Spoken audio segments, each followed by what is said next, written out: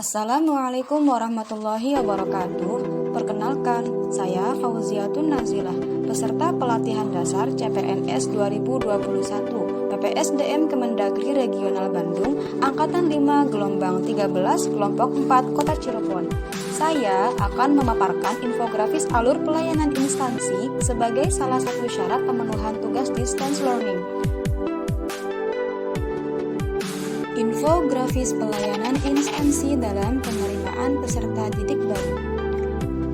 Prinsip pelayanan PPDB yaitu non-diskriminatif, objektif, transparan, akuntabel, dan berkeadilan. Non-diskriminatif artinya tidak membeda-bedakan latar belakang dari calon peserta didik baik dalam agama, jenis kelamin, suku, maupun ras. Objektif artinya calon peserta didik dinilai kelayakannya melalui ketentuan persyaratan yang harus dipenuhi, tidak karena asas suka tidak suka. Transparan artinya pelaksanaan penerimaan peserta didik bersifat terbuka dan dapat diketahui oleh masyarakat termasuk orang tua peserta didik untuk menghindarkan penyimpangan-penyimpangan yang mungkin terjadi. Akuntabel artinya penerimaan peserta didik dapat dipertanggungjawabkan kepada masyarakat, baik prosedur maupun hasilnya. Berkeadilan artinya penerimaan peserta didik tidak membeda-bedakan suku, ras, agama, dan status sosial ekonomi pendaftar dan harus memenuhi ketentuan umum serta sesuai ketentuan peraturan perundang-undangan. Alur pelaksanaan PPDB dimulai dengan sosialisasi melalui spanduk yang dipasang di depan pintu gerbang sekolah serta template yang disebar ke WhatsApp grup orang tua peserta didik, yakni dimulai pada awal bulan Juni hingga saat pendaftaran. Pendaftaran dibuka mulai tanggal 28 Juni 2021 hingga 6 Juli 2021 pada jam kerja operasional sekolah. Pada saat pendaftaran ini sekaligus dilakukan penyeleksian, yakni yang memenuhi syarat diterima antara lain prioritas usia.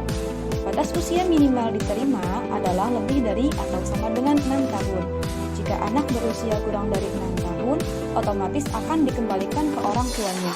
Kemudian prioritas jarak, yakni calon peserta didik yang bertempat tinggal di wilayah Kelurahan Pekiringan, Kecamatan Kesambi, Kota Cirebon akan diprioritaskan diterima dibandingkan dengan calon peserta didik yang dari luar kelurahan atau yang domisili.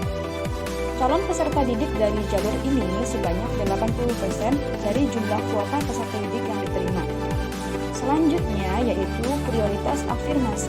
Maksudnya adalah calon peserta didik yang mempunyai kekurangan, baik dari segi ekonomi maupun penyandang disabilitas. Jumlah peserta didik dari jalur ini sebanyak 15% dari seluruh jumlah peserta didik yang diterima. Selanjutnya adalah prioritas perpindahan orang tua. Calon peserta didik dari jalur perpindahan tugas orang tua dibuktikan dengan surat penugasan dari instansi, lembaga, kantor, atau perusahaan yang memperkerjakan.